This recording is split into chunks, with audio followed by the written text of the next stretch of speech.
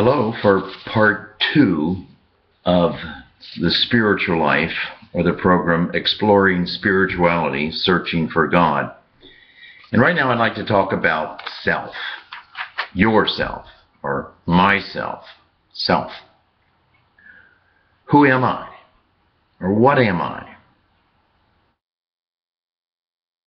What is this thing called self?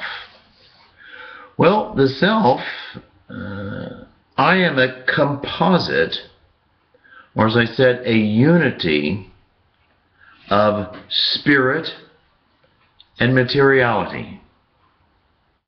Or we say, I am a body and a soul. And there is this oneness to who I am, or what am I? Who am I? Well, I try to figure it out. I've been trying to figure it out for 75 years. And I go deep down inside myself and seek what's inside me. And I look outside me and I try to comprehend and see what is outside of me. It's interesting, the deeper I go inside myself, in a sense, the more interesting or the better it becomes. Thomas Merton said, we're all called to go deep inside ourselves. Or he tries to say, how do you do that? He tries to say, you're sort of like an onion. You peel off all the onion skins, and all those onion skins, in a sense, are like false selves. What you appear to be on the outside, what you put up for others to see when they look at you and try to comprehend who you are. But when you look at yourself deep inside, you peel off layer after layer of false concepts of who I am until you get deep down into who you really are. And deep down into who you really are, Merton believes that you will find that you and your true self, you're shot through with goodness and divinity and God, and the true self is really created in the image and likeness of God. Well, we can do the other direction, or the other thing, where we look outside myself and we look and try to comprehend, what is this thing called planet Earth? What is this, the heavens and the earth? What is the cosmos?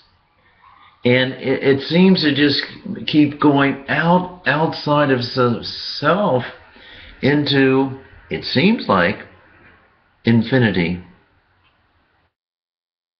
And so we try to find out who I really am, or what I really am, by delving deep inside myself and to look outside myself. I try to find the true self. And I'm not the only one trying to do this. Billions of people on planet Earth today are doing this today. In fact, there's over 7 billion people trying to figure out, find, or arrive at the true self. In those billions, let's just say there's billions of selves. Just take planet Earth, 7 billion people, 7 billion selves, and they go inside themselves and they go outside themselves. And let's just say God is outside myself and inside myself. You know, there are 2.3 Christians trying to find the true self, their true selves. 33% of the world.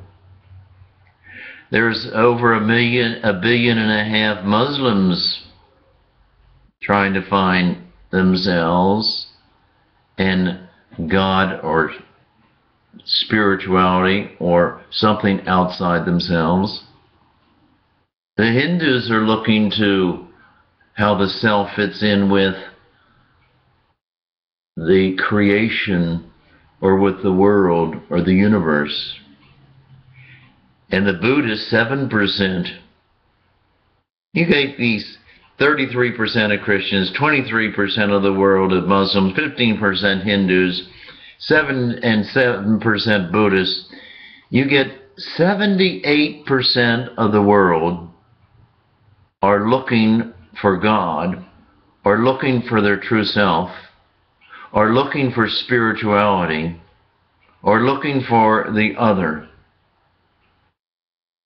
There are 10% of other religions besides the Christians, the Muslims, the Hindus, and the Buddhists. There are 10% of the world non-religions. And what I find interesting, only 2% of the people in the world are atheists. That they do not see God or spirituality, finding God outside of themselves. Wow. Almost 80% of the world reaching out to God. 10 or 20% other religions trying to do the same thing. Or people would just say, I have no religion. I'm not trying to do that. It's not there. And 2% said, there isn't a God. Why should I reach out to something that is not? But only 2%. Isn't that interesting how everyone, I think, almost everyone, or I could say everyone has a spirituality? Well, I not only look inside, but I look outside to all creation. I look outside to the finite world that almost seems infinite, or seems infinite. I look out to other people, other things, outside myself and in myself. And I don't do this alone only. You do this. I do this. We all do this. And that's the nature of a man or a woman. That's the nature of a body spirit. A look back into myself and look outside of myself. And so we deal and look to other people. Who are they? How should I act? What should I do with them, to them, for them? Well, we can go back and we look at the golden rule. One should treat other selves as one treats oneself. If we would just do that, it'd be a whole new world. To try to treat the other self the way you want the other selves to treat you. Sort of looking at that negative, one should not treat other selves in the way that oneself would not want to be treated. That's not a bad spirituality, is it?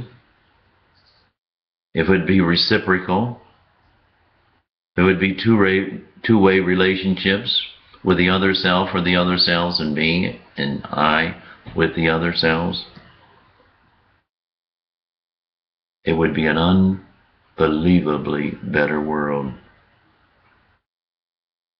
We try to figure it out. And in trying to figure all this out, I think we're dealing with spirituality. Who is the true self? Who am I?